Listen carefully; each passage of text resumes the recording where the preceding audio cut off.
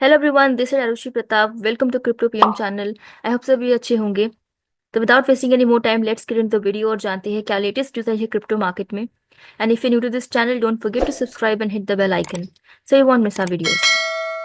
MetaMask rolls out gas station feature aimed at enhancing DeFi transaction. तो MetaMask का एक नया फीचर आया है जिसका नाम है गैस स्टेशन। अब यहाँ पे क्या होगा, तो जो भी लोग मेटामास्क वॉलेट को यूज करते हैं, जब वो स्वैप करते हैं तो गैस फीस भरनी पड़ती है, जो भी ब्लॉकचेन हम यूज करते हैं। लेकिन यहाँ पे क्या होगा, अब इस फीचर को यूज करने के लिए स्मार्ट ट्रांजैक्शन अनेबल करना होगा विद स्वैप।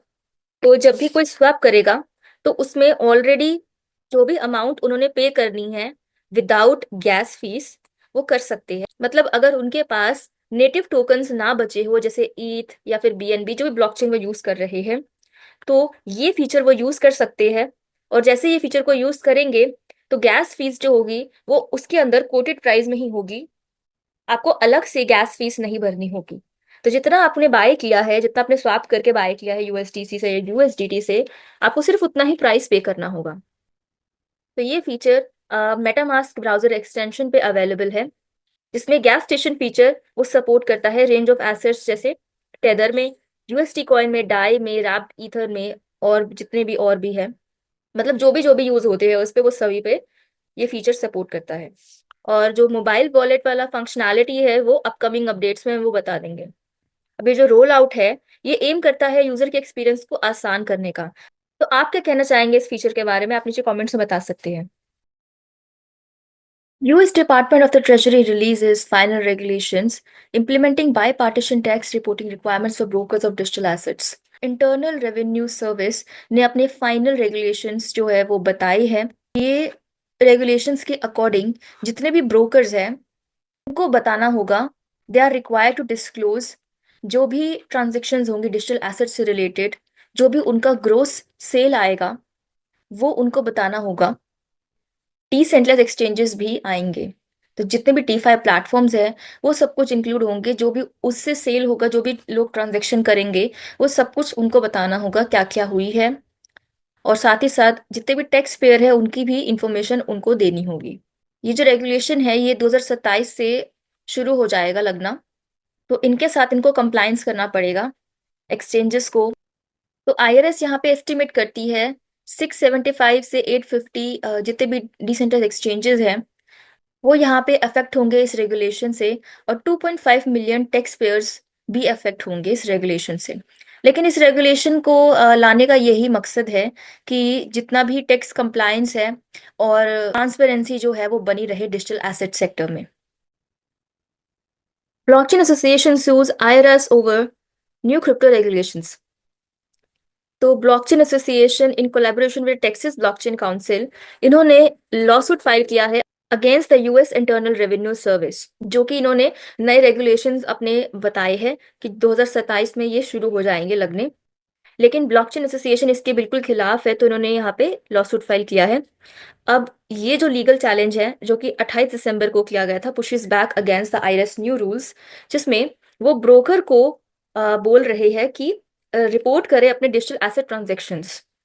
अब यहाँ पे फाइनल रेगुलेशंस के अंडर ब्रोकर्स को मैंडेट है कि जो भी ग्रोस सेल होगा उनको बताना होगा आईआरएस को, और डिटेल्स अपनी टैक्स पेयर्स की देनी होगी। यहाँ पे जो ब्लॉकचेन एसोसिएशन है वो ये बोलती है न्यू रूल्स के ऊपर कि इनके जो न्यू रूल्स है वो वायलेट कर रहे हैं एडमिनिस्ट्रेटिव प्रोसीजर एक्ट को, और इन्फ्रिंज कर रही है वो कॉन्स्टिट्यूशनल राइट्स को। तो ये बोलते हैं we stand with our nation's innovators and will continue working to ensure the future of crypto and DeFi is here in the US. अब यहाँ पे जो भी उन्होंने स्टेप लिया है आईआरएस ने, ब्रोकर की डेफिनेशन उन्होंने एक्सपैंड कर दी है, इस वजह से इनको ये लॉसूट फाइल करना पड़ा। यहाँ पे ब्रोकर का मतलब सिर्फ यही होता है जो मीडिएटर होता है एसेट को बेचने और खरीदने में। लेकिन डिसेंट्रलाइज्ड एक्सचेंजेस को डीफाई को ऐड करके इन्होंने ब्रोकर का मीनिंग थोड़ा बढ़ा दिया है, जो कि बिल्कुल गलत है। तो ये ऐसा होने नहीं दे सकते हैं आप क्रिप्टो के साथ, डीफाई के साथ। इस वजह से लॉसूट तो फाइल करना बनता था। Moving to next news, El Salvador become sixth country to hold over 6,000 BTC. El Salvador जो है वो अब सिक्स नंबर पे आ चुका है बिटकॉइन होल्डिंग में एज अ कंट्री। तो एल सल्वाडोर ने अपनी पोजीशन को सॉलिडिफाई किया है as a global bitcoin leader और सिक्स नेशन बन चुका है जिसने 6,000 बीटीसी से ज्यादा होल्ड किए हैं। 29 दिसंबर को कंट्री ने अपने पोर्टफोलियो में बिटकॉइन ऐड किए और जिससे उनकी टोटल होल्डिंग बनती है 6000.77 BTC, अप्रोक्सीमेटली $569.3 million। अब इस कंट्री की बिटकॉइन इन्वेस्टमेंट जो है वो 108% से बढ़ी है with N average price of $45,450 पर कॉइन। एल सेल्वाडोर ने अपनी जर्नी 2021 में स्टार्ट करी थी, पहले अपने 200 BTC परचेज करके, और अब यहाँ पे 6000 BTC ये अक्यूमुलेट कर चुके हैं। After US, China, UK, Ukraine, Bhutan, ये कंट्री होल्ड करती है 6th पोजीशन। साथ ही साथ गवर्नमेंट का ये कहना भी है कि उन्होंने क्लैरिफाई कर दिया है कि अपनी वो होल्डिंग नहीं बेचने वाली है। बिटकॉइन जो है वो उनकी सेंट्रल में रहेंगे इकोनॉमिक स्ट्रैटेजी के, और उनका जो शीवो वॉलेट है, एल सेल्वाडोर का ऑफिशियल बिटकॉइन वॉलेट, वो बताया जा रहा है कि ये बेच दिया जाएगा और फेस्ड आउट कर दिया जाएगा with private sector wallets expected to fill the gap. What 2025 could bring for crypto, stricter oversight and global shifts। तो यहाँ पे बात करते हैं क्या क्या चेंज होने वाला है। तो 30 दिसंबर से ईयू में जितने भी क्रिप्टो एक्सचेंजेस हैं उसमें जो भी लोग 990 यूरो से ज्यादा का ट्रांजैक्शन करेंगे उनके लिए एडिशनल आइडेंटिफिकेशन लगेगी। अब ये चीज इसीलिए हो रही है क्योंकि यहाँ पे मनी लॉन्ड्रिंग भी लोग करते हैं, तो उससे बचने के लिए, उससे प्रिवेंट करने के लिए ईयू ने अपने यहाँ पे वाइडर पुश लिया है ताकि क्रिप्टो एक्टिविटीज को रेगुलेट कर पाए। दिसंबर 2024 में माइका के जो इन्फोर्समेंट है वो हुई थी, इंट्रोड्यूस किया गया था 2023 में, लेकिन उसके बाद जो फाइनल वेव थी माइका के रूल्स की वो दिसंबर 30 से अब शुरू हो जाएगी, जो कि मार्केट अब्यूज को कवर करेगी और इनसाइडर ट्रेडिंग को। डिस्पाइट माइका का जो फेस्ड इम्प्लीमेंटेशन था, इंडस्ट्री एक्सपर्ट्स ने वार्न किया था, लेकिन कंपनीज और रेगुलेटर्स वो अनप्रिपेयर्ड रहे। अब the crypto currency industry is not ready for mica. Head of UK and EU policy at Solidus Labs, regulators are not ready. Some countries haven't even implemented an enforcement law। तो 2025 को हम आगे देखते हुए जो ESMA और other European authorities है वो आगे गाइडेंस वगैरह देगी on the classification of crypto assets, जिसमें एसेट रेफरेंस टोकन्स और इलेक्ट्रॉनिक मनी टोकन्स आएंगे। Moving to next news, MoonPay secures MiCA approval in Europe.